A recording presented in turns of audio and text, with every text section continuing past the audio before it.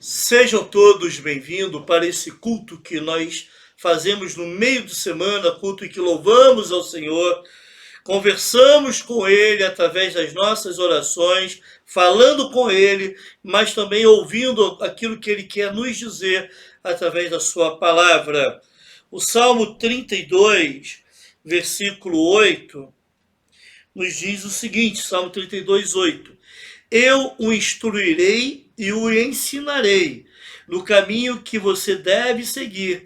Eu o aconselharei e cuidarei de você. São preciosas promessas do Senhor, dizendo que enquanto estivermos nessa terra, na nossa caminhada, Ele vai nos instruir, Ele vai nos ensinar, Ele vai nos aconselhar. Bendito seja o nome do Senhor por isso. Vamos orar agora, vamos dedicar esse tempo ao Senhor? Oremos.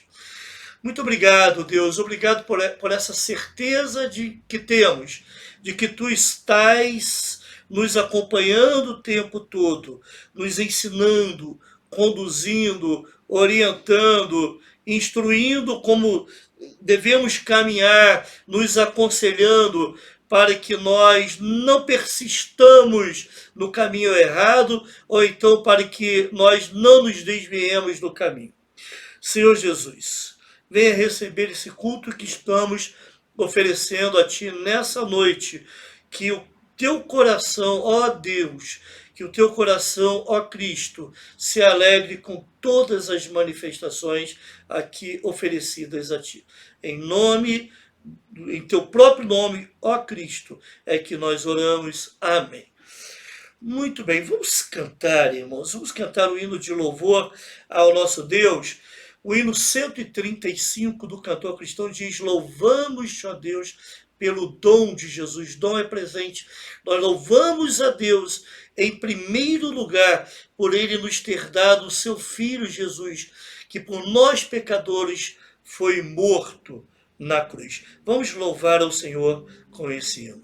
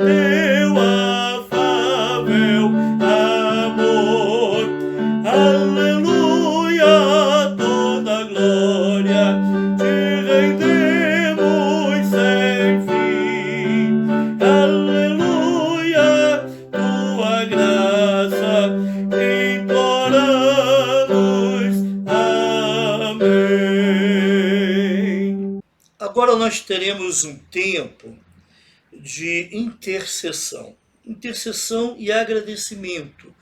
Nós temos alguns pedidos aqui que foram feitos, mas nós também temos alguns agradecimentos. Eu gostaria de convidá-lo, nesse momento, a que você também se torne um intercessor.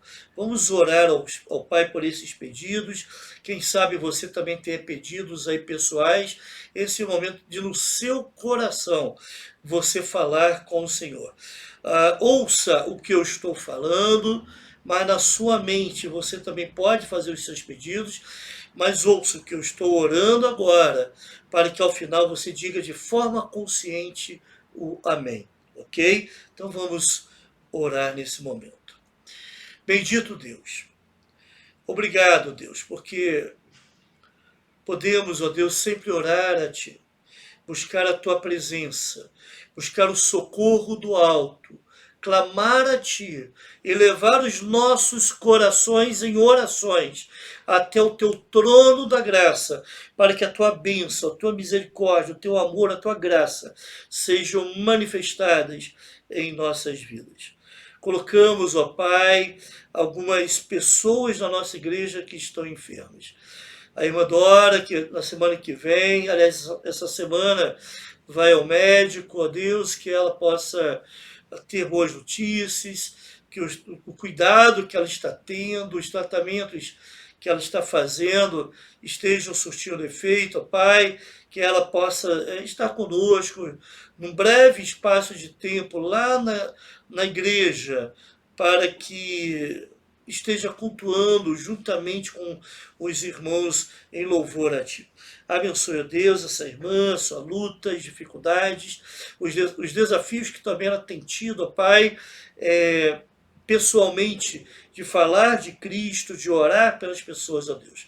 Esteja abençoando, fortalecendo essa irmã e ajudando, ó Deus, a cumprir esse trabalho tão importante, esses trabalhos, melhor dizendo, tão importantes em prol do Teu reino.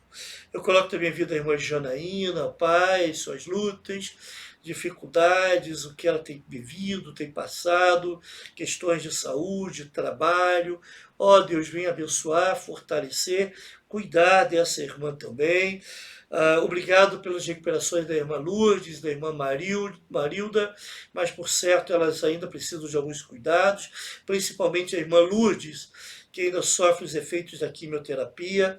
Venha abençoar, ó Deus, cuidar dessa irmã, ajudá-la a estar plenamente restabelecida. Coloco a vida da irmã Anacleta e do irmão Manuel, ó Deus, devido à idade, já tem passado por dificuldades. O Senhor vem cuidar deles, ampará-los, ajudá-los, ó Deus, nessa fase da vida, ó Pai. Que Tu venhas afofar a cama nos momentos em que estiverem enfermos, venha socorrê-los, ó Deus, venha suprir as suas necessidades no momento preciso, ó Pai. Tome-os, ó Deus, em Tuas poderosas mãos. Também a irmã Jaqueline, o tratamento que faz, os cuidados que ela ainda precisa ter na saúde, outros tratamentos que precisa fazer, ó Pai, nós precisamos orar por ela constantemente. Abençoe essa irmã. Da mesma forma, a irmã Rosilane, ó Deus, cuide dela, também da saúde, do que ela precisa, ó Deus, para se recuperar bem, não ter aqueles problemas costumeiros que ela tem tido, ó Deus, venha ajudá-la também a encontrar a medicação e os cuidados adequados, ó Pai. Coloco diante de Ti a vida da irmã Silene. Ela esteve no médico essa semana, ó Pai. Venha ajudá-la para que a sua cirurgia ocorra o mais rápido possível e assim o tratamento possa acontecer e ela possa se recuperar. Mas dê forças, ânimo, coragem a essa irmã, Deus, para enfrentar tudo com ousadia, com determinação, sabendo, ó Deus, que em nenhum momento ela estará desamparada. Coloco também a vida da irmã Janaína, que vai fazer alguns exames na semana que vem. Venha abençoar essa irmã, cuidar também, ó Deus, as lutas que ela tem enfrentado por problemas de saúde, ó Pai. Também, ó Deus, venha orar pela irmã Angélica, ó Pai, Cuide dela, ó Deus, a questão de saúde que ela está ainda fazendo exame para ver o que é, mas venha abençoá-la, que não seja nada demais, nada de grave, e ela possa, num curto espaço de tempo também, ó Deus, estar recuperada. A sua mamãe também, a irmã Marinete, peço pelo cuidado que ela precisa ter da saúde também, problema de coluna, ó Pai, tome, ó Deus, essa irmã, ajude, ó Deus, abençoe também nesse mal.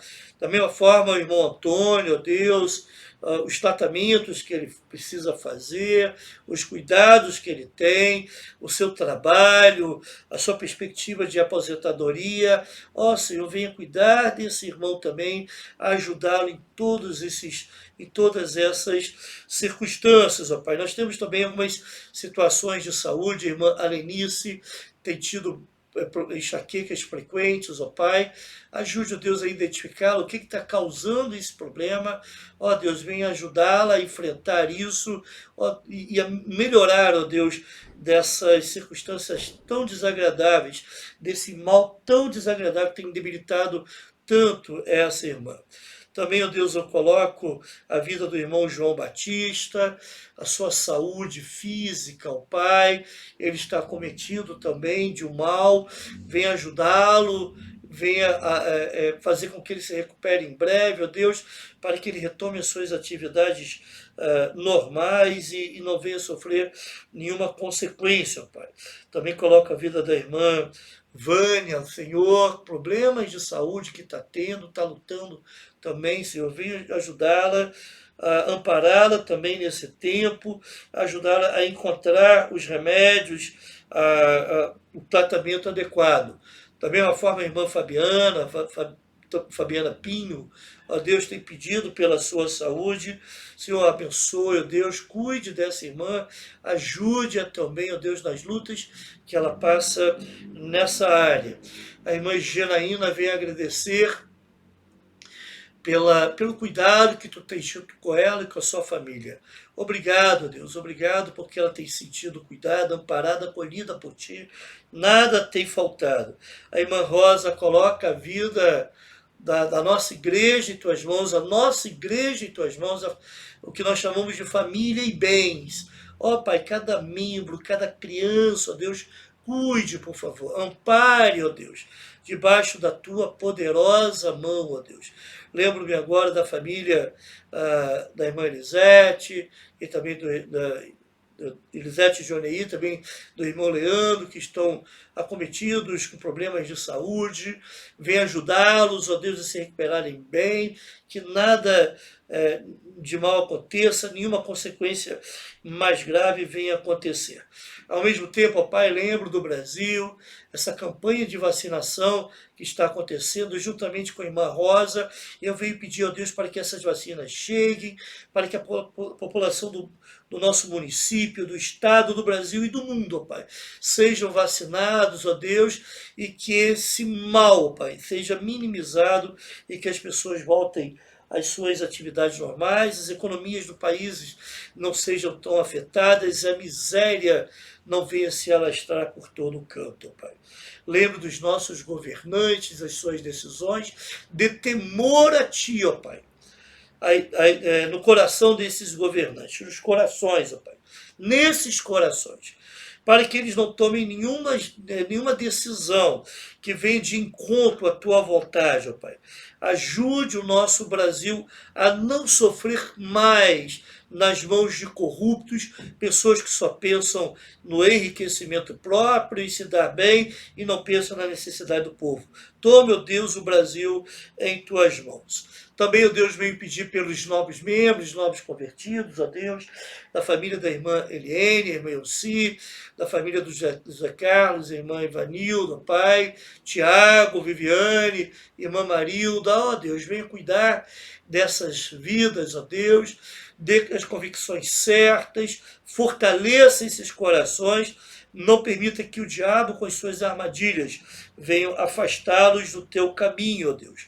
O irmão João Batista também pede pela sua saúde financeira, nesse momento de pandemia, muitas famílias têm se sentido prejudicadas, ó Pai, venha ajudá-lo, venha suprir as necessidades desse irmão, ó Deus. Também, ó Deus, ele vem agradecer por tudo, pelas tuas bênçãos, ele coloca a sua família em suas mãos, ó Pai. Abençoe, ó Deus, a irmã Fabiana, abençoe o João Paulo, a Roberto, ó Pai. Tome, ó Deus, cada um também debaixo das tuas asas, cuide, ampare e ser o provedor dessas vidas, ó Deus. Senhor, coloca a vida do Arthur. Nós te agradecemos juntamente com a irmã Cristiane pelos 4 anos de vida dele, ó Deus. Continue abençoando o Arthur. Ajude, ó Deus, desde cedo a entender a mensagem do Evangelho e abrir seu coração para Jesus, ó Pai.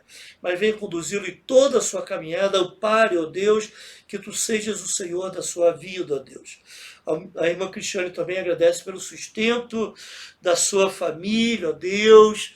Obrigado, ó Deus, porque ela tem percebido que nada tem faltado, ó Pai. Obrigado, ó Deus, nós te louvamos juntamente com ela por causa disso, ó Deus, por essa bênção que ela tem recebido. Ao mesmo tempo, ela também pede pela situação da Covid, ó Deus, no nosso Brasil, no nosso país, no nosso estado. Ó Senhor, venha ajudar-nos, ó Pai.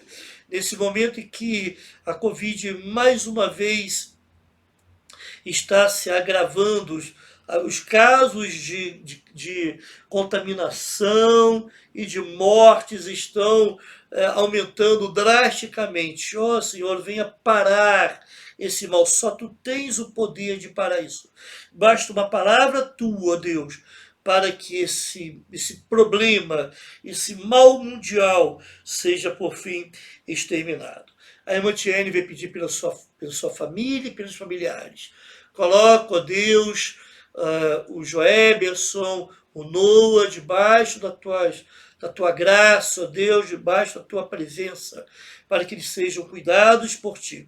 Também os seus pais, irmão, os familiares dela como um todo, também do Joeberson, ó Pai. Ó Senhor, venha protegê-los de todo o mal.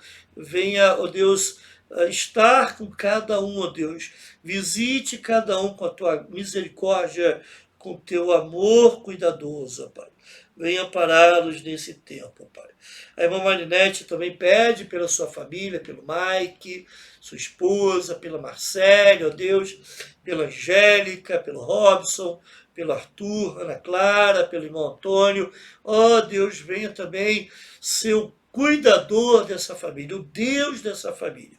Que eles se voltem a ti, procurando em ti, ó Deus, tudo aquilo que eles precisam, ó Pai, para viver de forma piedosa nesse mundo. Mas também eles precisam da satisfação das necessidades materiais, ó Deus. Ó Senhor, venha suprir, ó Deus, essas necessidades. Ajude-os, ó Deus, a encontrar os recursos, ó Pai, para que as necessidades materiais sejam supridas, para que a saúde, para que o provento financeiro aconteça, para que a provisão não falte. Ó Senhor, por favor, venha abençoar essa família, ó Deus. A irmã Fabiana também agradece pelo seu cuidado, ó Deus, na vida dela e na vida da família. E mais uma vez ela reforça o pedido pela saúde dela e pela saúde do irmão Batista. Ajude-os, ó Deus. Obrigado, porque em todas as coisas, mesmo muitas vezes passando pelos problemas, ó Pai, temos percebido que Tu estás conosco, ó Pai, em todo o tempo, e não tem nos faltado nada. Obrigado, porque Tu tens sido, de fato, o pastor de nossas vidas, o pastor de nossas almas. Também vim colocar diante de Ti a família da irmã Eliene. Ela pede pelo Max, pelo João Davi, pela Antônia. Ó Deus, também vem abençoar essa família que está se achegando na nossa igreja, ó Deus. Vem abençoar cada um, o Max, que ainda não tem um compromisso de fé contigo, a fé evangélica contigo, ó Pai. Ajude a compreender o que é de fato o evangelho de Jesus. Toque também no coração da Antônia, no coração do João, ó Deus, João Davi, para que desde cedo eles venham compreender esse evangelho. Dê forças a essa irmã também, para que possa testemunhar do amor de Cristo no seu lar. Senhor, nós te agradecemos por termos esse momento, ó Pai, e pedimos que tu continues a nos abençoar no decorrer desse culto. Em nome de Jesus. Amém. Irmãos, nós vamos cantar agora um cântico que diz o seguinte: brilha Jesus, brilha forte. Que nós possamos fazer desse cântico a nossa oração, que o Senhor brilhe em nós, mas também que o Senhor brilhe através de nós, que nós sejamos como luzeiros nesse mundo que está em treva. Brilha Jesus. Vamos cantar juntamente com o Ministério de Louvor da nossa igreja.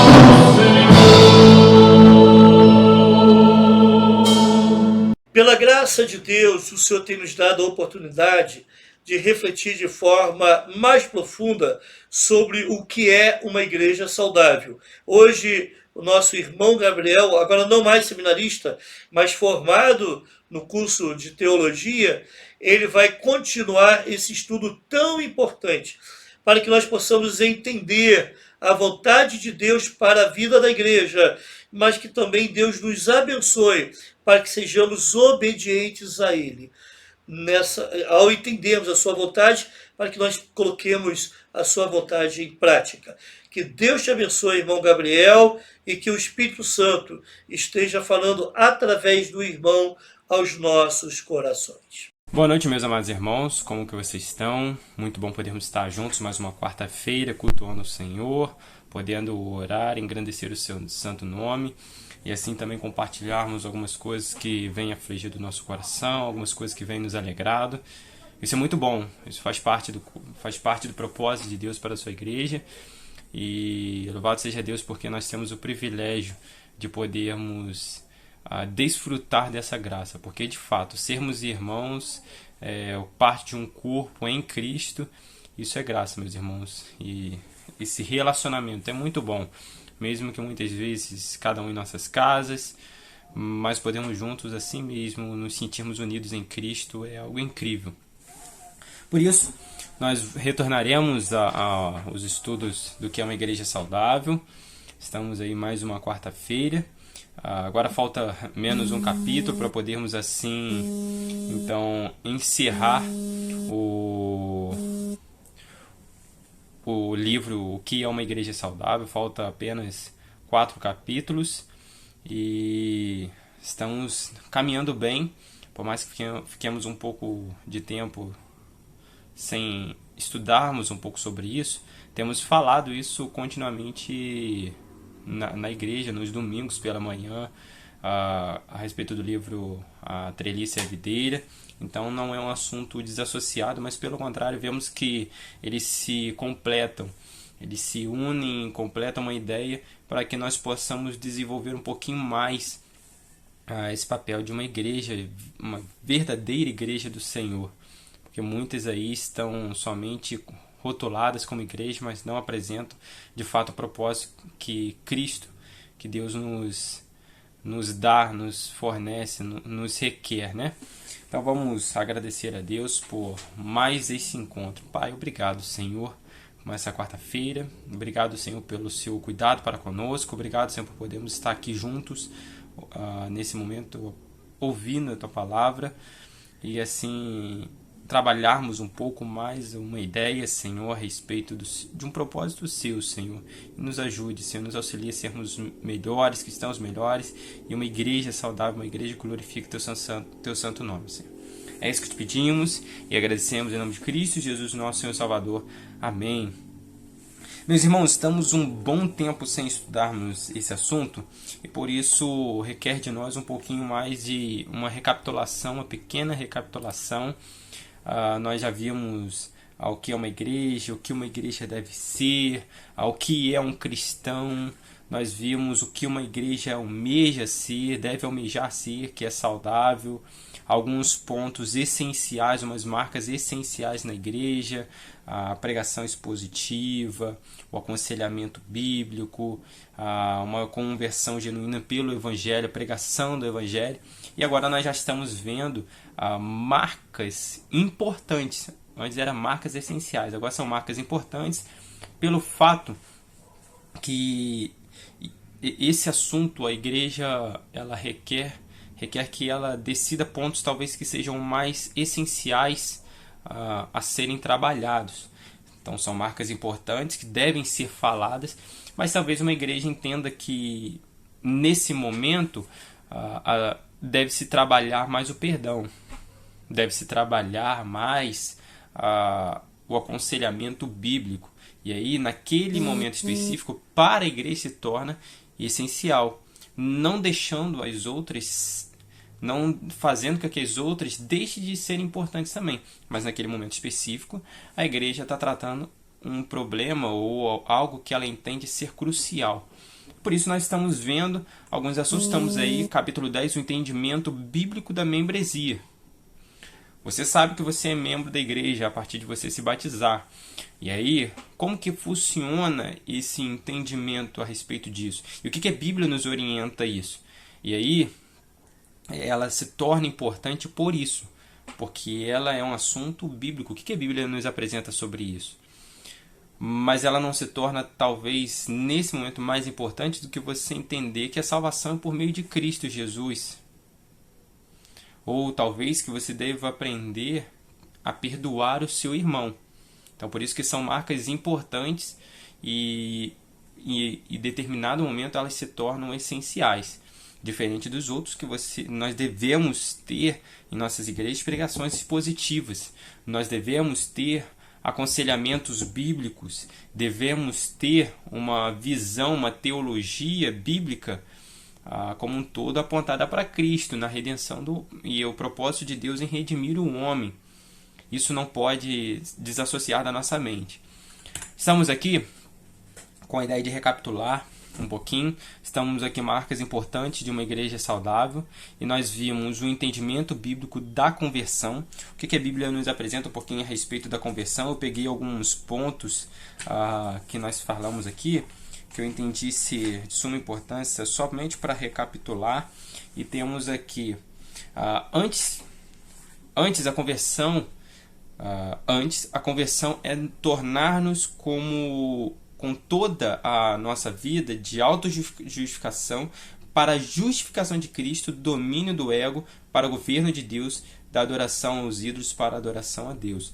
Então, o que a Bíblia nos quer apresentar a respeito da conversão? É que nós largarmos a nossa autojustificação, o nosso auto-mérito, nós pararmos de olhar um pouquinho mais, pararmos de olhar um pouco para nós e olharmos um pouquinho mais para Cristo.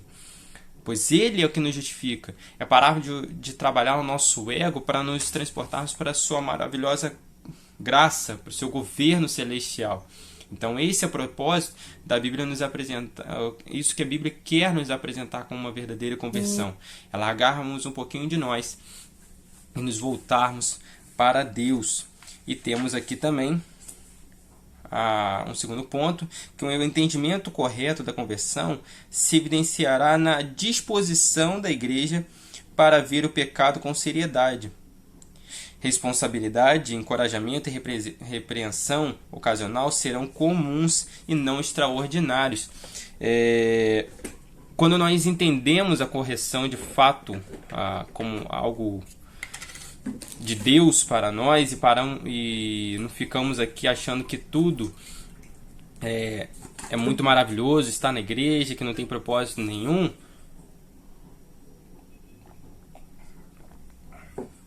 nós perdemos assim um pouco o foco se nós acharmos que isso é tudo um mar de rosas, que é uma maravilha. Nossa, que legal estarmos juntos, mas sem você olhar afinco qual é o propósito de Deus para a sua igreja, fica nesses pensamentos errados. Mas quando nós olhamos para Deus e percebemos o propósito de Deus para nós como igreja, nós começamos a olhar isso com mais seriedade e começamos a olhar o pecado de uma forma mais séria, que nos assusta ver como que dentro da igreja há pessoas que estão levando os pecados como animais de estimação, não querem largar, não querem deixar de viver uma vida de pecado, não querem se santificar mais, já que esse é o propósito dado por Deus para todo cristão, que é cada vez mais se assemelhar a Cristo. E aí, quando nós entendemos a conversão, de fato nós olhamos para isso e observamos que a repreensão ela já não se torna mais algo tão escandaloso, que parece que em alguns momentos corrigir o membro é algo assustador, né? O encorajamento se torna natural, um ao outro perguntar como que ele está, se preocupando com ele, perguntando se precisa de algo, coisas assim se tornam mais naturais.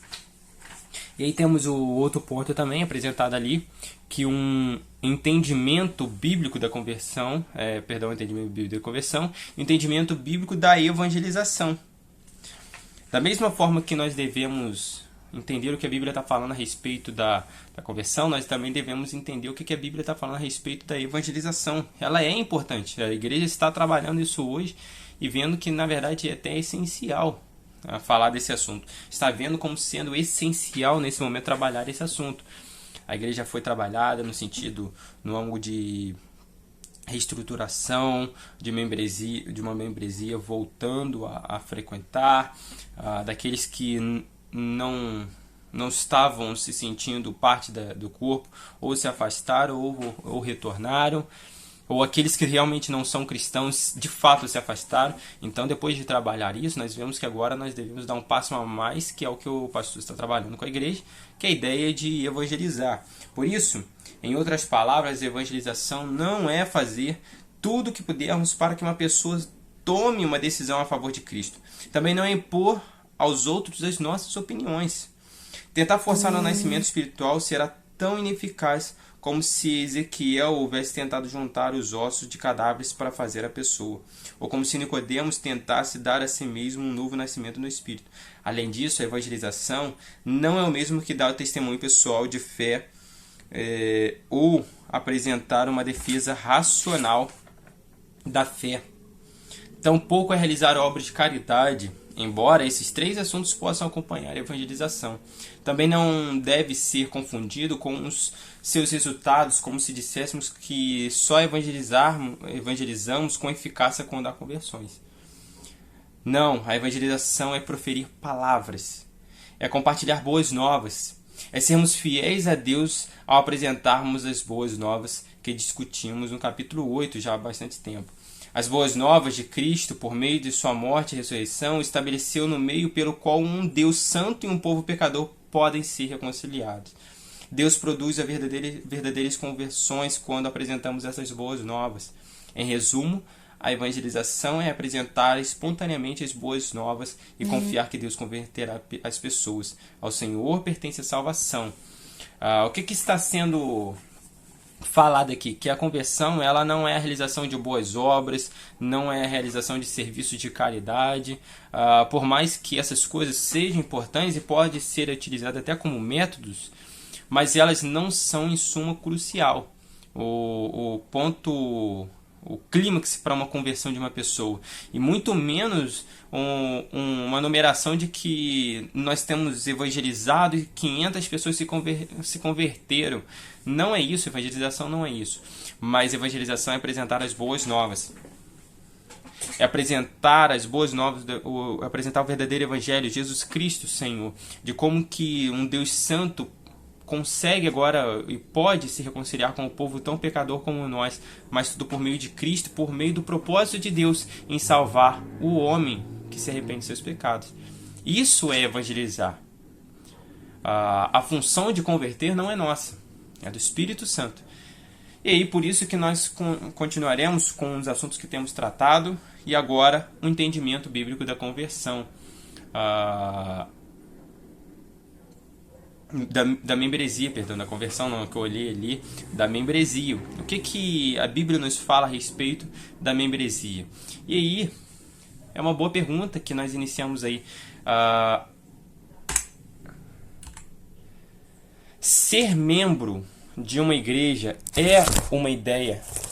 Perdão, o celular escorregou aqui. Ser membro de uma igreja é uma ideia bíblica? Você participar de um corpo, de uma igreja local, é uma ideia bíblica? É uma ideia que a Bíblia nos fala a respeito disso? Porque existem pessoas, existe até um grande estudioso aí na internet, que ele apresenta algumas ideias bíblicas, aparenta ser um convertido, muito inteligente, muito, mas ele não participa de igreja local nenhuma. Não participa de igreja local nenhum. E aí nos vem à mente, será que de fato fazer parte de uma igreja é uma ideia bíblica? E aí nós responderemos isso um pouquinho durante o estudo dessa noite, para que os irmãos entendam qual é a importância da igreja. Qual é a importância de você ser batizado, fazer parte de uma igreja. É o que nós estaremos vendo nessa noite. E aí temos aí no Novo Testamento, do que se pode dizer, pode-se dizer, ninguém saía examinando as igrejas, porque havia uma única igreja em cada comunidade. Mas parece que as igrejas do Novo Testamento guardavam listas de pessoas, como a lista das viúvas que eram sustentadas pela igreja. Vamos dar uma olhada em 1 Timóteo 5, capítulo 5, versículo 1 a 16. Porque é interessante que no Novo Testamento não fala, olha só, Igreja Batista, Igreja Presbiteriana, Assembleia de Deus, Metodista e várias outras igrejas, Igreja Católica, igrejas que tem hoje, né? Não fala a respeito disso. Nem fala que eles deveriam sair de uma igreja e ir para outra, no pensamento de que elas têm ensinamentos, talvez algumas com doutrinas erradas, né? A coisa que o pastor falou pelo domingo pela manhã, se não me falha a memória, a respeito da doutrina, que a igreja verdadeira deve apresentar uma doutrina verdadeira, né? Se ela apresentar uma doutrina diferente, significa que a outra ela está um pouco errada, ou muito errada, na verdade. Mas ela não apresenta isso. Por quê? Na realidade, havia somente uma igreja em cada comunidade. Ela não havia denominações. Ela tinha apenas uma igreja. E aí nós vemos que não é só porque havia uma igreja só em cada comunidade, que não significa que não havia, de certa forma, membros, né, nessa igreja. Mas é o que o texto está apresentando ali, que nós veremos, 1 Timóteo 5, que havia, de certa forma, um reconhecimento daqueles que fazem parte da igreja. Então temos aí 1 Timóteo 5, do 1 ao 16. Não repreendas asperamente o ancião, mas admoesta como a pai, aos moços como a irmãos. As mulheres idosas como a mães, as moças como as irmãs, em toda a pureza. Ou honra as viúvas que verdadeiramente são viúvas, porque algumas elas não eram, ou aparentemente elas eram novas, o texto vai discorrer sobre isso, e deveriam se casar novamente. Então, ele vai estabelecer critérios para o cuidado para com as viúvas, que as viúvas não trabalhavam, e se não tinham filhos, aí elas não conseguiam sustento. E aí ele começa a definir critérios. Mas se alguma viúva tiver filhos ou netos, aprenda primeiro a exercer piedade para com sua própria família, e a recompensar seus pais, porque isso é bom e agradável diante de Deus. Então, se essa viúva tem filhos e tem netos, quem deve cuidar da viúva não é a igreja, é os netos e as viúvas, é a própria família. Ora, a que é verdadeiramente viúva e desamparada espera em Deus e persevera de noite e de dia em rogos e orações. Mas a que vive em deleites vivendo está morta. Manda, pois, essas coisas para que elas sejam irrepreensíveis.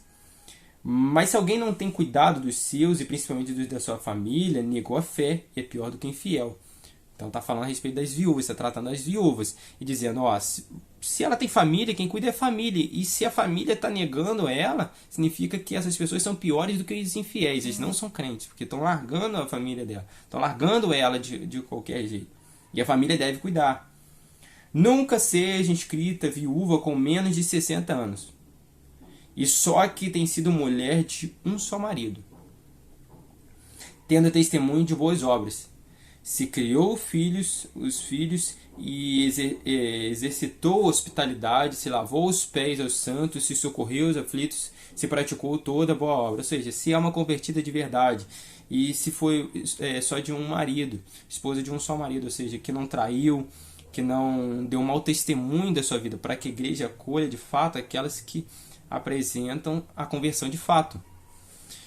Mas não admitais as viúvas mais novas. Por que tem que ser só acima de 60 anos? Porque quando se tornam levianas contra Cristo, querem se casar. Então, quando dão uma fraquejada na fé e decidem sair fora, a igreja está cuidando lá, está ajudando, e ela, de repente, deu uma fraquejada, ela quer logo se casar, ela não está pensando nas obras do Senhor. Tendo já sua condenação por haverem aniquilado a primeira fé. E além disso, aprendem também a andar ociosas de casa em casa. E não só ociosas, mas também tagarelas e curiosas, falando o que não convém. Parece aquela vizinha que fica observando a vida dos outros só para poder fofocar. Ou seja, essas pessoas, essas mulheres, devem ser só acima de 60 anos. Porque se forem mais novas, elas vão ficar andando de casa em casa, ajudando ela, e elas vão ficar observando e fofocando sobre a vida dos membros da igreja. Quero, pois, que as que são moças se casem, gerem filhos, governem a casa e não deem ocasião ao adversário de maldizer, porque já algumas se desviaram indo após Satanás. Se algum crente ou alguma crente tem viúvas, socorra-as e não sobrecarregue a igreja, para que possa sustentar que deveras são viúvas. O que está sendo tratado aqui? Em 1 Timóteo, Paulo está auxiliando Timóteo a criar uma filosofia de igreja. ensinando e orientando de como devem tratar as pessoas, tratar os ministérios, tratar as questões da igreja, como pastor, e o Paulo como conselheiro desse pastor. E aqui ele está ensinando o que fazer com as viúvas. As novas não, pelo contrário, quero que elas se casem, para que elas gerem filhos se elas não tiverem, para que elas deem o fruto. Mas as novas, somente aceite acima de 60, porque e acima de 60 que sejam de fato cristãs, que deram testemunho disso. Não qualquer uma. E cuidado com as novas, porque elas podem uma hora se tornar levianas, saírem fora da igreja e demonstrarem um falso testemunho e a igreja acabar sendo mal vista por isso. Então, olha só com a importância da igreja também ser bem vista em meio à sociedade.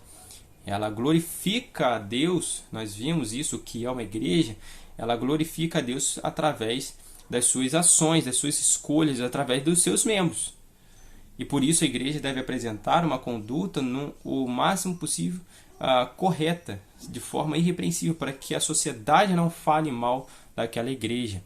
É horrível nós vermos localidades que falem mal de determinada igreja.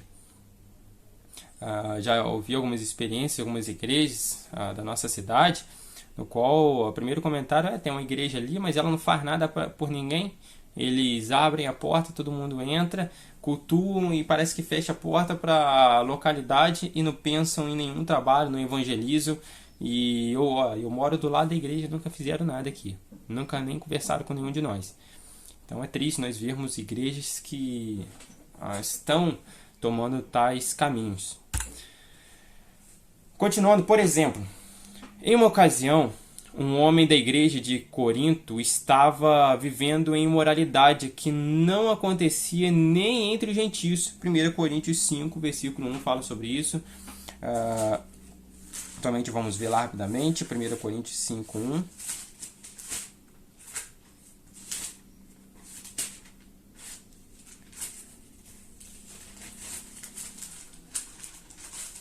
E assim já fala do Senhor: geralmente se ouve que há entre vós fornicação e fornicação tal, que nem entre os gentios se nomeia como é haver quem possua a mulher do seu pai.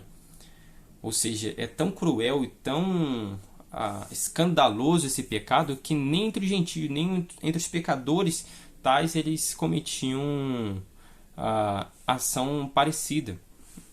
Isso dentro da igreja. Ele fala: Paulo escreveu àqueles crentes e lhes exortou que excluíssem tal homem de sua assembleia.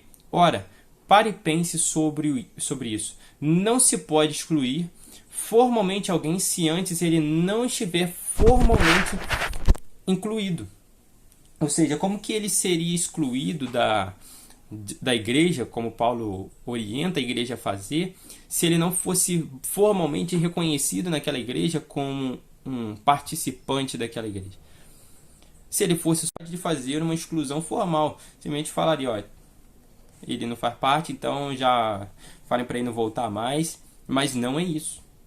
Não é isso que acontece no decorrer do capítulo. Mas há uma orientação de que excluem uma ideia de formal, uma ideia que ele faz parte de fato daquela igreja. Então é isso que está querendo ser tratado. No Novo Testamento não há um indício de que a igreja tem um batismo para se tornar membro, por exemplo. Mas tem a ideia de que a igreja reconhece pessoas como seus participantes, cooperantes da obra, cooperantes irmãos em Cristo naquela igreja local, naquela localidade. E aí nós vemos que Paulo se preocupava com os que estavam dentro da igreja, o trabalho que ele exercia dentro da igreja, e com os que estavam fora, evangelizando, pregando, anunciando o evangelho, aqueles que estavam fora também. E aqueles que estavam fora e o que viam a respeito da igreja. Ele se preocupava porque o próprio Senhor Jesus dera às igrejas autoridade para estabelecerem uma linha, da melhor forma que pudesse, ao redor de si mesmo, para distinguir-se do mundo. Isso é crucial, esse pensamento. Temos que ter em mente qual é o nosso propósito como igreja. E que a Bíblia não vai falar que tatuagem é pecado, que beber um pouquinho de vinho aqui, um pouquinho de vinho ali é pecado. Não fala sobre isso. A Bíblia não fala sobre isso. Fala que exatamente se você se embebedar, aí sim é pecado. Mas pare e pense que a ideia ela é muito além dessas pré-determinações. Se usar calça ou não é pecado. Na época que mulheres usavam vestido, se usar bermuda ou não é pecado. Não trata sobre questões tão secundárias, mas ela dá o ponto-chave para nós entendermos como nós, membros, devemos agir em meio a uma sociedade ímpia. E como nós devemos agir para nos distinguir deles. Então, devemos pensar, será que eu realizar tal ação, tal atitude, vão me ver como um cristão? Muito me perguntam sobre tatuagem. Principalmente jovem, essas coisas assim. Tatuagem é pecado? A Bíblia não cita. Porém, a primeira coisa que se pensa quando um crente faz tatuagem é: pode fazer tatuagem na igreja? Um cristão faz tatuagem? E é um pensamento que ocorre. É algo que é citado. E aí automaticamente já gera o escândalo de se pensar: na igreja não deve se fazer tais ações. Muito além de estar escrito ali, mas por ser um princípio no qual nós devemos glorificar a Deus por meio das nossas escolhas e atitudes. Então não está escrito, porque não está escrito vírgula por vírgula o que é o que não é pecado. Mas temos princípios no qual a Bíblia nos dá de que devemos entender que tais ações tornam-se escândalo, tornam-se pecado por não termos cuidado com a imagem da igreja do Senhor. É complexo essa ideia, né? E isso faz parte do que nós estamos falando. Membros. Nós, membros, que demonstramos e que evidenciamos isso. A igreja tijolo não evidencia isso, mas a igreja corpo evidencia isso. E automaticamente, quando um de nós comete tais ações, traz uma visão talvez até errônea de toda a igreja. Por isso o cuidado que nós devemos ter. Não é pensar que são coisas bobas, mas em pensar: será que eu glorifico a Deus com isso? Será que eu terei um bom relacionamento com os meus irmãos da igreja por isso? Não. Então, você já sabe que não é para fazer. Vai gerar uma discórdia, mas nada a ver, eles são idosos, pensamentos quadrados, então não faça. Porque a discórdia, mesmo com idosos que talvez tenham um pensamento diferente, já mostra que aquilo, a pessoa está sendo um egoísta. O que a Bíblia fala? Romanos 14, que se comer carne e beber vinho escandaliza, então por amor ao seu irmão não faça. Por quê? O amor é o mais importante. A glória de Deus é mais importante. E essa é a distinção que nós devemos gerar do mundo. Por quê? O mundo ele se preocupa cada um com si próprio. Ele não deseja glorificar a Deus em pensar um no outro. Pelo contrário, só pensa em si próprio, no máximo sua família ali e beleza. Mas nós não, nós pensamos no todo. Pensamos na glória de Deus, pensamos nas pessoas, com o propósito de glorificar a Deus. E aí temos aí Mateus 18, que diz: em verdade vos digo que tudo que ligardes na terra terá sido ligado nos céus, e tudo que desligardes na terra terá sido também desligado nos céus. Ou seja, nosso pensamento é de que tudo que nós fazemos é ligado a Deus, ligado aos pensamentos de Deus. Devemos ter a nossa mente voltada e ligada a Deus, glorificarmos a Ele através o que Deus faria aqui, o que Deus quer que eu faça aqui, o que a Bíblia fala a respeito desse assunto. Não fala, mas qual é o princípio atrás disso? Quais são os princípios que me fazem refletir sobre isso? Já foi dito que as igrejas saudáveis são congregações que refletem crescentemente, ou seja, crescentemente, não é só de uma vez, está sempre crescendo cada vez mais o caráter de Deus. Por isso, o desejo que nos registros terrestres se aproximem tanto quanto possível dos registros celestiais, aqueles nomes gravados no livro da vida. Como diz em Apocalipse 21, 27, que é interessantíssimo, o texto está falando que, olha só, no céu o portão não fecha, porque não tem noite, só tem dia.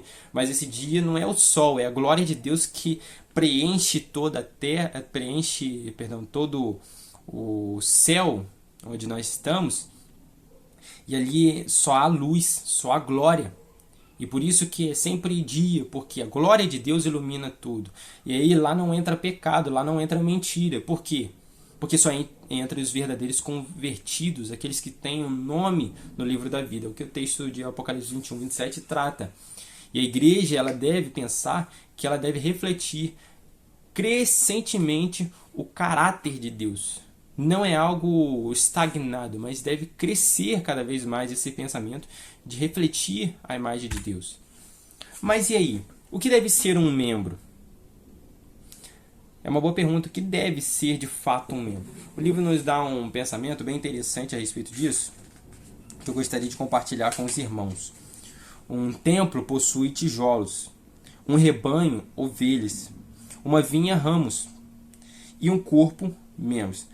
Em um sentido, ser membro da igreja começa quando Cristo nos salva e nos torna membros de seu corpo. Ou seja, o que significa ser membro? Membro do corpo de Cristo. Contudo, essa obra tem de se expressar em uma igreja local.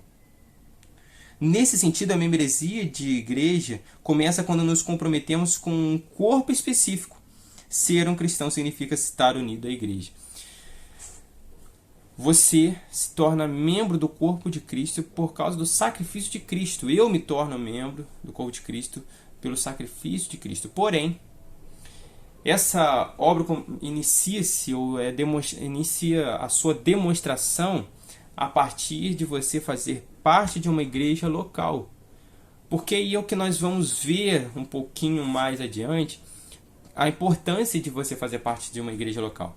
As Escrituras nos instruem a reunir-nos regularmente para que nos regozijemos em nossa esperança comum e nos estimulemos mutuamente ao amor e às boas obras. Hebreus 10, 23 a 25. Vamos ler? Hebreus 10, 23 a 25. E assim diz a palavra do Senhor. Retenhamos firmes a confissão de nossa esperança, porque fiel é o que prometeu, e consideremos-nos uns aos outros para nos estimularmos ao amor e às boas obras, não deixando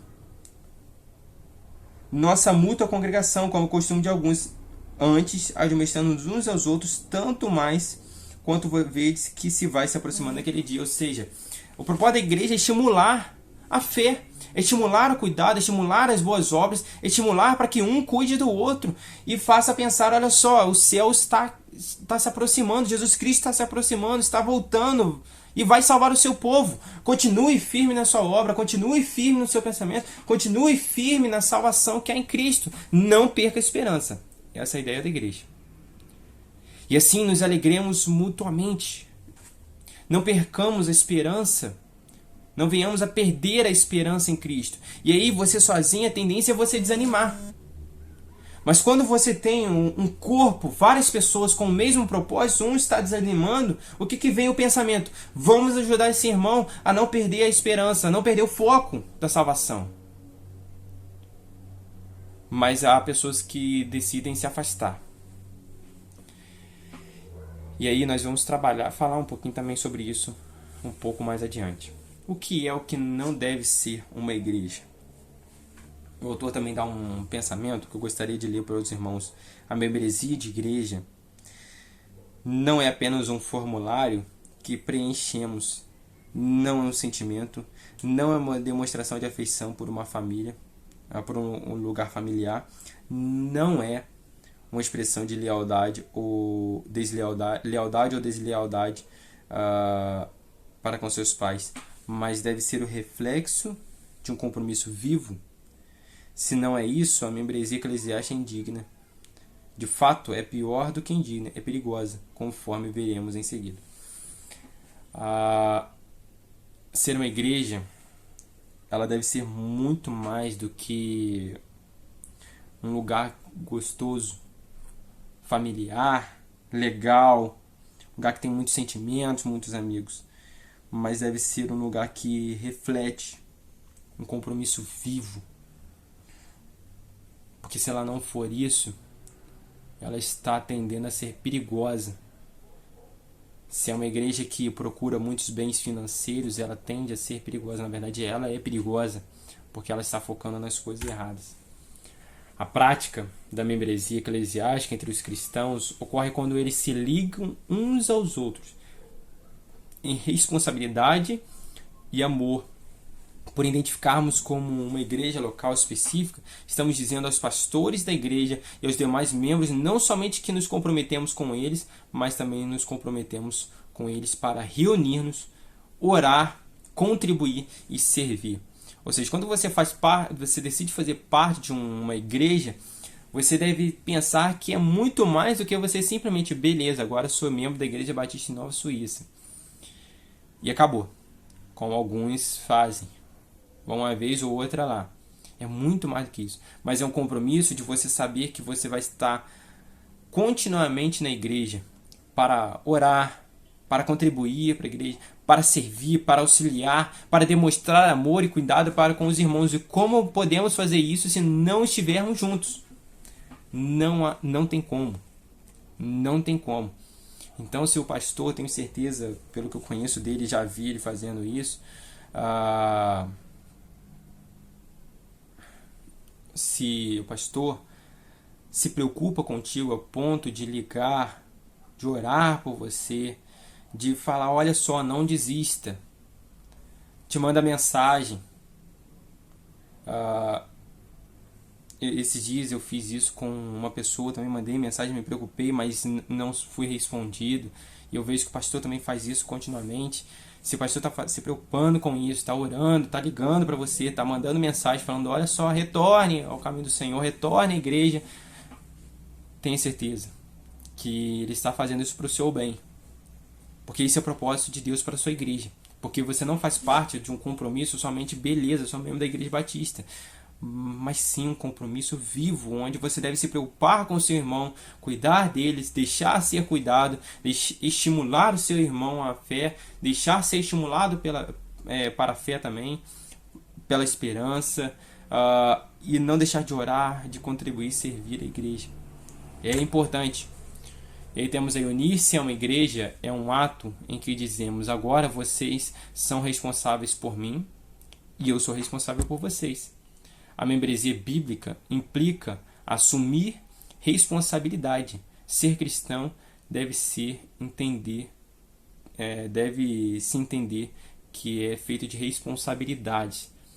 Ser membro de uma igreja deve-se ter responsabilidade. Se deseja fugir de qualquer responsabilidade, igreja não é o seu local. E aí eu destaquei, mutualidade é a palavra-chave. Amar uns aos outros, servir uns aos outros, encorajar uns aos outros, a Bíblia fala sobre isso. E sempre a ideia de mutualidade, de um ao outro, e não tem como fazer isso estando distante. E a frequência da igreja representa algo?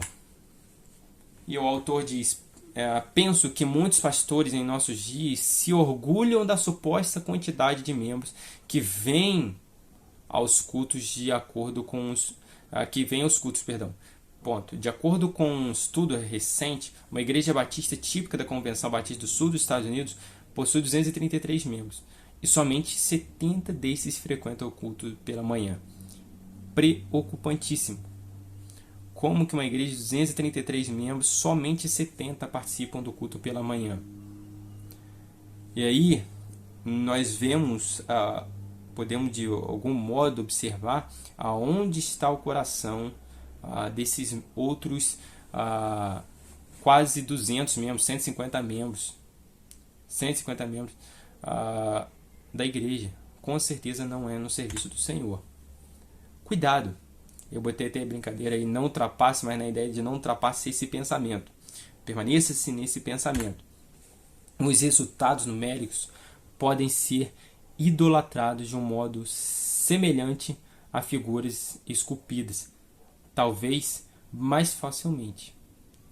Nossa, Às vezes nós ficamos aí, eu não adoro imagem, mas fica aí, na minha igreja está dando 50 pessoas, está dando 70 pessoas. Olha que legal, hoje deu 70 pessoas.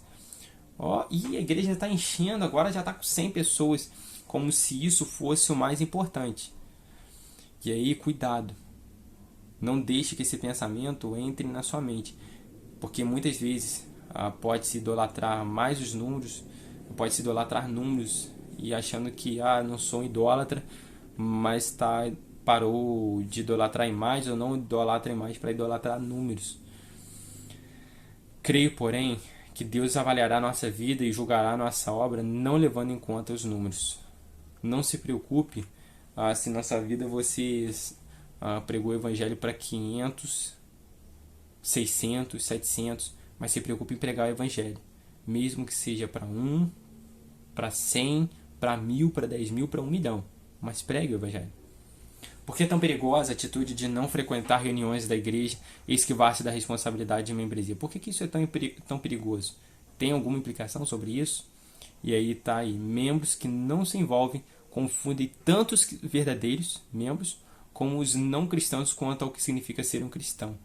Muitas vezes, você que não está se importando muito com a igreja, não quer ir mais, você é um problema tão grande, que você pode confundir alguns até verdadeiros, mas neófitos, novos na fé, ou pequenos ainda na fé, pode ter muito tempo de igreja, mas pequena fé, que talvez não seja tão importante realmente ser membro da igreja, e você está atrapalhando o trabalho do Senhor. Cuidado para você não ser um problema. E também atrapalha os não cristãos na ideia de conversão, porque ele acha que se é para ser membro igual esse aí, não precisa ir na igreja, então não quero ser. E aí, você que não se importa muito em fazer parte da membresia, você se torna somente um problema. Temos aqui, portanto, se uma congregação não tem visto um de seus membros por vários meses, talvez anos, nós temos visto isso na nossa igreja, como ela pode testemunhar que essa pessoa está correndo com fidelidade a carreira cristã? Como que eu posso saber se tal membro que não vai há anos na igreja, ele é de fato cristão e na sua vida prática ele demonstra ser um cristão? Como que tem como saber? Não tem como. Uma pergunta retórica já, não tem como. Se ele não demonstra, se ele não está próximo para nós vermos, para nós cuidarmos, não tem como saber dessas coisas. Essa é a importância da igreja.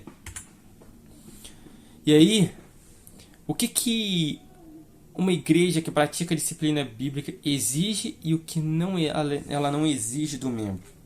O autor também nos dá um pensamento que eu gostaria de compartilhar com os irmãos. Uma igreja que pratica a disciplina bíblica não exige perfeição de seus membros. É verdade, ela não exige perfeição de seus membros. Ela deseja que o membro se aperfeiçoe continuamente, mas que seja perfeito, a igreja não deve exigir isso, mas deve exigir uma contínua aperfeiçoação, uma contínua santidade, busca pela santidade. Requer humildade e honestidade. Não chama a tomar decisões triviais, e sim a se envolverem no verdadeiro discipulado. Não é o que a igreja está procurando a fazer agora, em buscar evangelizar, em cuidar de pessoas. Não despreza a importância das experiências do membro com Deus, mas tampouco fomenta pensamentos exagerados sobre aqueles que ainda são indivíduos imperfeitos.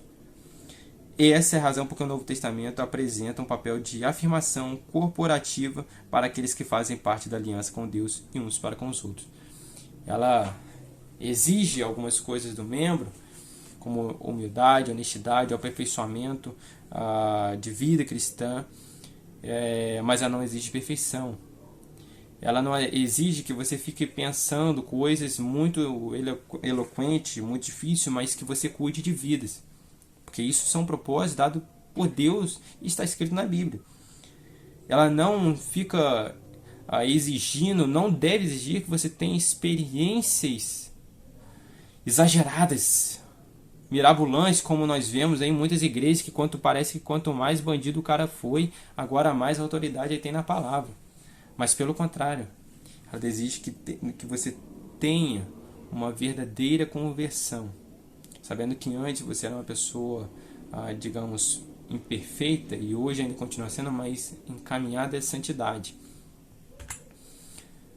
E a partir disso nós pensamos, as exclusões, o que tem a ver, elas são necessárias ou elas são desnecessárias? É incrível como pessoas que não têm conhecimento, elas são tendenciosas a dizer, uma igreja não pode excluir membros, ela está toda errada, não pode excluir membros da igreja. Como pode isso? Uma igreja fazer isso? Só porque o pastor é bonzão e aí fica excluindo os outros por causa de pecado? Não pode fazer isso, realmente. A igreja não deve ficar se excluindo por pecado, sabendo que todos são pecadores. Mas deve-se pensar que há pecados que geram consequências que escandalizam. E aí, dessa forma, tal pessoa deve ser trabalhada. Mas para que serve a exclusão? E o autor dá um pensamento muito interessante para nós pensarmos um pouquinho mais sobre membresia. Estamos quase encerrando os pensamentos, mas me acompanhe. Muitas vezes essas exclusões significam ensinar novos membros os propósitos de Deus para a igreja. Como eu falei, a santidade, glorificar a Deus. Então pecados geram consequências a ponto de que eles necessitam de tais ensinamentos, correções, e lembrar constantemente os que já eram membros antigos, o seu compromisso com a vida da igreja. Excluir alguns membros que não fazem parte, que já não vão há anos ou cometeram tais ações que às vezes necessitam de correções, está mostrando aos novos o propósito da igreja, está mostrando aos velhos de igreja o compromisso que ela deve ter com a própria igreja. É esse o propósito. E muitas vezes a necessidade, por mais que seja triste, meus irmãos, não é fácil, não é legal, não é agradável, mas muitas vezes necessário e até mesmo talvez para a vida da própria pessoa. Essa citação que nós falamos aí de 1 Coríntios, Paulo até cita isso. Essa ideia de que talvez sirva para ele próprio no futuro, para uma verdadeira conversão no futuro. A redescoberta da prática cuidadosa de uma membresia não eclesiástica terá muitos benefícios. Deixará mais evidente aos não cristãos o testemunho de nossas igrejas. Fará com que seja mais difícil as ovelhas fracas afastarem-se do rebanho e continuem a identificar-se como ovelhas. Então, tal prática ela estimula a cada vez mais a santificação, porque gera receio de que talvez a sua vida não seja agradável ao ponto de que possa fazer parte de um membro. Entendam bem, não estou falando que a igreja que a igreja salva, mas tais ações me fazem sempre refletir: será que eu não estou sendo igual a essa pessoa excluída? Será que eu não sou igual a ela? Será que eu não tenho que melhorar a minha vida cristã? Nesse sentido, ela gera reflexão para que cada vez pessoas que estão caminhando, dando os primeiros passos na fé, reflitam sua vida e busquem cada vez mais fortalecer-se na fé. E aí nosso último slide que diz: contribuirá para os que nos concentremos e nos preparemos para atender ao discipulado de cristãos mais maduros. Ajudará os líderes das igrejas a saber exatamente por quem eles são responsáveis. Em tudo isso, Deus será glorificado. Que Deus abençoe nossa vida e nos faça entender um pouquinho mais a importância de ser membros de uma igreja, através da sua palavra, e a importância da igreja. Meu irmão, se você está desanimado, não deixe de ir para a igreja. Essa não é a resposta que você deve dar ao desânimo. Pelo contrário, deve se esmurrar e cada vez lutar contra si mesmo para poder estar lá presente e assim cada vez mais desejar ao Senhor. Que Deus nos abençoe. Vamos orar? Pai, obrigado, Senhor. Obrigado pela tua palavra. Obrigado, Senhor, pelo teu cuidado para com a minha vida. E obrigado, Senhor, porque eu posso estar aqui hoje sendo instrumento teu para falar a tua palavra. E ajude-me, Senhor, a tudo que foi falado aqui e eu mesmo possa vir a primeiro refletir sobre isso, Senhor. Me ajude a ser mais santo como o Senhor é, e assim a tua igreja também, Senhor glorioso. Ajude-nos, Senhor, a a cada vez mais nos preocuparmos mais com nossos irmãos e desejarmos cada vez mais sermos membros maduros. Eu te pedimos e agradecemos em nome de Cristo Jesus, nosso Senhor e Salvador. Amém, Senhor. Meus irmãos, um abraço, fiquem com Deus. Como é bom, irmãos, nós ouvirmos palavras sábias, palavras vindas de Deus aos nossos corações. Antes de nós fazermos mais uma oração, eu gostaria de dar alguns avisos. Devido à pandemia, nesse próximo domingo, tanto no culto da manhã quanto no culto da noite, nós teremos somente 45 inscritos. Então, corra para fazer as suas inscrições, ok? Se você não é membro da igreja, mas está se achegando à igreja, e nesse domingo estará conosco lá participando dos cultos, você também já pode fazer a sua inscrição. Se você tem algum irmão que queira visitar a nossa igreja, um irmão de outra igreja, ou então um amigo visitante conhecido seu, você também pode dar o nome, só que no privado, ou no meu ou da irmã Rosa, tá bom? Porque assim nós vamos reservar, de alguma forma, nós vamos saber, melhor dizendo, quantas pessoas tem, quantos visitantes teremos, mas nós só colocaremos o nome dos visitantes a partir da sexta-feira. Então, meu querido irmão da IBENS, você tem a oportunidade de dar os seus nomes até quinta-feira à noite. A partir de sexta-feira, estaremos abrindo as inscrições para aqueles nossos queridos irmãos e amigos visitantes.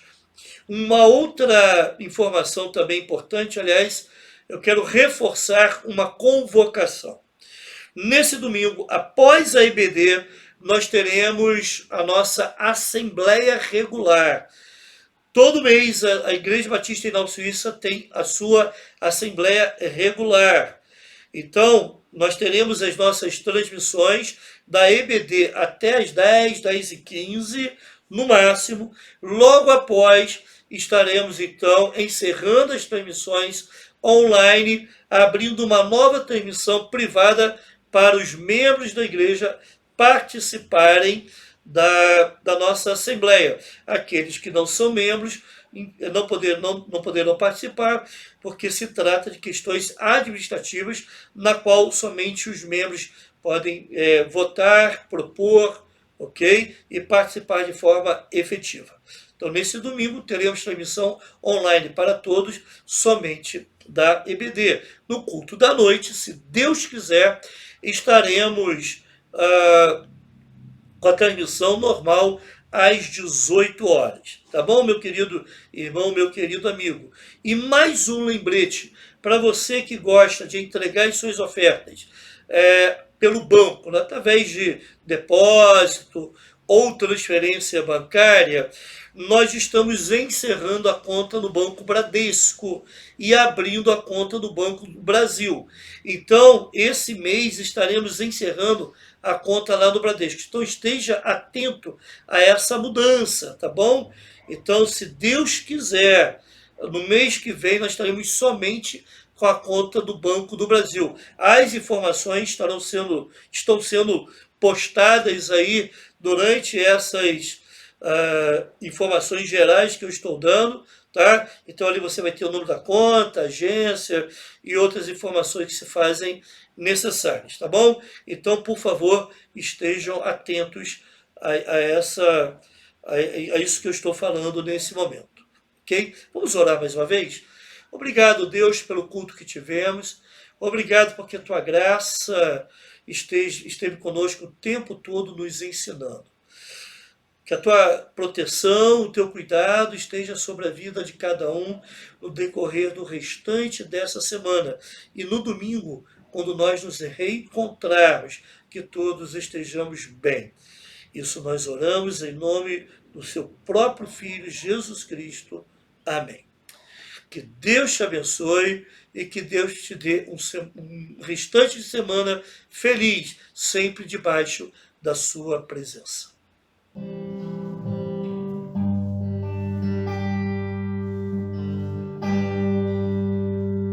Há um lugar de descanso em ti.